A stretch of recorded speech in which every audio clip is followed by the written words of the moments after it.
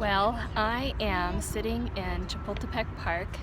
Sure, I just destroyed that name. I am in the middle of Mexico City due to a series of really crazy events, misunderstandings, miscommunications, and lack of diligence on my part. I managed to miss my flight to Puerto Escondido today, and there was a whole lot of chaos in the airport this morning because my group was all on different flights. We're all on different flights, all kind of taking off at the same time, and so that was a little crazy. You know, leading up to that, I had a really lovely last 24 hours spending some quality time with my dear friend Julie, and we've had a number of really kind of meaningful chats, and it's just been really reinforcing. And then when that all went down earlier today, it was obviously a whole lot of chaos, and I kind of went through this process where when I realized what had happened, you know, of course I was feeling like all kinds of panic, and you know, and everyone else, you know, was on a different flight. And as I was going through that, my friend Julie stayed in constant touch with me throughout the whole process to make sure that I was ending up to, you know, okay. And I was going through a whole range of emotions. Again, I was really welling down the panic of like, okay, I'm now stranded in Mexico City on my own. I don't have limitless amounts of money to spend on hotel rooms or another flight. What am I gonna do? And she kind of did a lot of kind of emotional caretaking of me. Meanwhile, I was doing a lot of really good self-talk to work on that anxiety, and to, as I was doing all this, to remind myself that I'm gonna be okay, I'm gonna manage, I'm gonna figure something else out. And I did. I got another flight booked this evening that I will not miss. And I tried my best to actually reframe the whole situation to where I focused on the fact that I had a few extra hours in this beautiful city on a day that's stunning, just a stunningly beautiful, warm winter day. So that worked for me, but it was a real dicey hour and a half or so of dealing with the emotions around that. And when those moments happen, I also have these other things that kind of float through my mind ever so briefly. Things like, ooh, I wish I were still married and I had a partner to deal with. I hate being on my own, dealing with this panic and feeling, you know, again, like kind of, how am I going to handle this? Not having somebody to kind of walk through this with me. And then of course I realized I did have people to walk through this with me. They were just not the people that I would have had earlier in my life. And so I kind of ended up with this real sense of gratitude. And so that's where I am right now in my thoughts. I feel a lot of gratitude for the people who take care of me emotionally, and of course I reciprocate that as often as I can.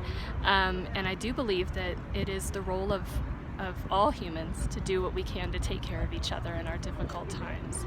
And so tonight, inshallah, I will reach my hotel room in Puerto Escondido. It'll be late, and what I'm going to do for my mind-body skill is just some belly breathing, and it's the kind of thing that I could do right now.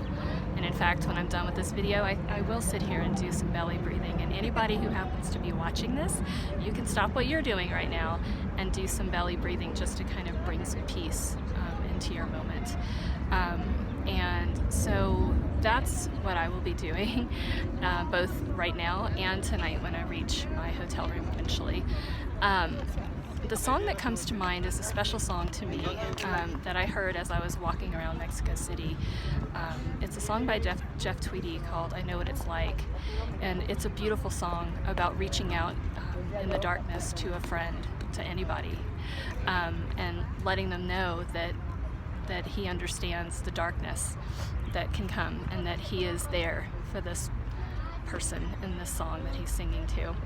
And I actually first heard this song on the way to Newport Folk Fest last year, and at Newport, that festival for me has become a place where I've done a lot of emotional work. Music and festivals to me, that's where I feel my feelings, and I feel a sense of community and a sense of almost a spiritual experience.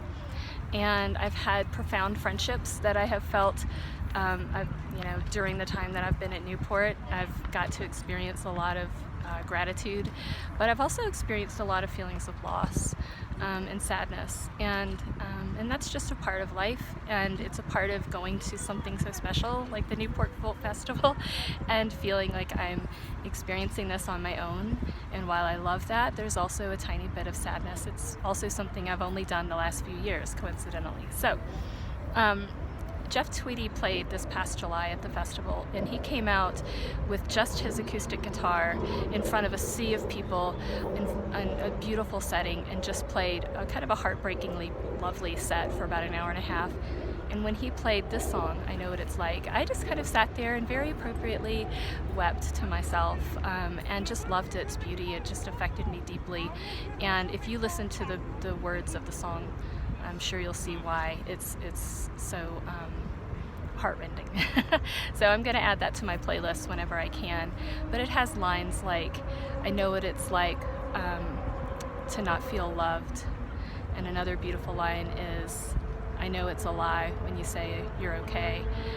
It's just full of real poetry about how life can sometimes be so profoundly sad, but also that reaching out in the dark to your fellow human can make that just so much better. So anyway, that is what I will be adding, and I don't know when I'll upload this video, but it'll happen eventually.